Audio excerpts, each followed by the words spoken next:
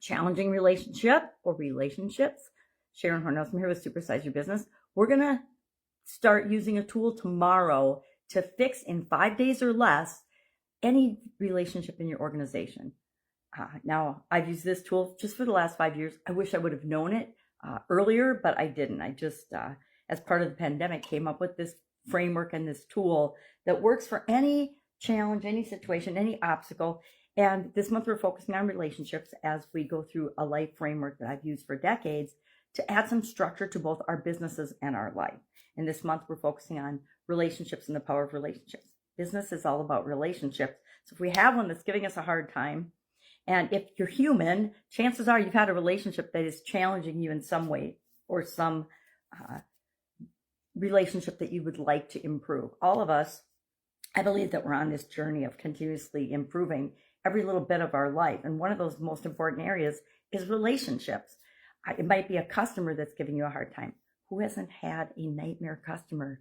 Depending on how long you've been in business, you may not have, but chances are you have, or you have one that just, you spent so much time and energy on, you wonder if it's worth doing business with them. This happens early on in our businesses when we're not working with our ideal clients and customers. We're working with whoever we can find because we want to get our business off the ground.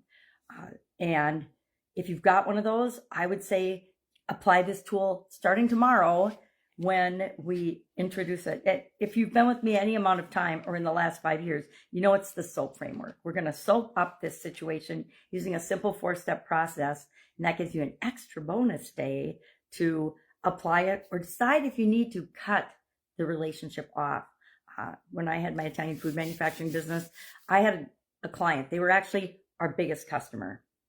And I worked on that relationship for years, but finally over the last year before I fired that client, because I needed to let them go because they were spending, and the resources that we had to put forth to deal with this customer became more than the profits that we were making from the customer, and way more in terms of energy and frustration and stress and the way they treated my people. It became necessary to let them go. They represented 80% of our revenue at that time, which was a really scary endeavor. But within 3 months, we had replaced that with clients customers that treated us right and treated my people right. So there's a line in the sand where sometimes you have to make the choice to let go of a relationship. It's never easy. It always takes me longer than it should. But the longer you let a bad relationship impact you and your life and your business, the longer it takes you to recover from that. So I'm going to recommend, sometimes the answer is, and we always knew it. I mean, I knew I should have let them go 5 years earlier and said, we're done, and figured it out, but I didn't. For a lot of reasons. It was a different person back then. We learn and grow, and we do the best we can at the time. And then we learn, I always say we learn the most from the challenges that we've had in the past. We learn a lot more from our failures and things that don't work out right for us the first time than we ever learn from the time we do something and it's a super duper success. We learn from that too, what to do again and again and again. But those seem to be fewer and far between than the challenges and things that come up every single day in our business. So today we're going to pick one relationship. You pick one relationship in your business. My friend Hunter is picking his boss, his relationship with his boss, Mark, because he feels like they're not communicating and that his boss is always criticizing and picking on him and pointing out his mistakes and the things he does wrong, but he never points out the things that, and so he wonders if he's even doing a good job. So he knows that that's his most challenging relationship right now. He sat down with a piece of paper and wrote out, just made a list. I did the same thing of different relationships in my life, not that are challenging, but just all of them. And what one do I want to either improve, or what one is challenging and I know it's got to change or we're going to have a problem. We always know, instinctually, we always know if something's a problem. I guarantee if I asked you who your best customer was right now, you could tell me. And if I asked you who your worst customer was right now, you could tell me. Same thing for our suppliers and our vendors.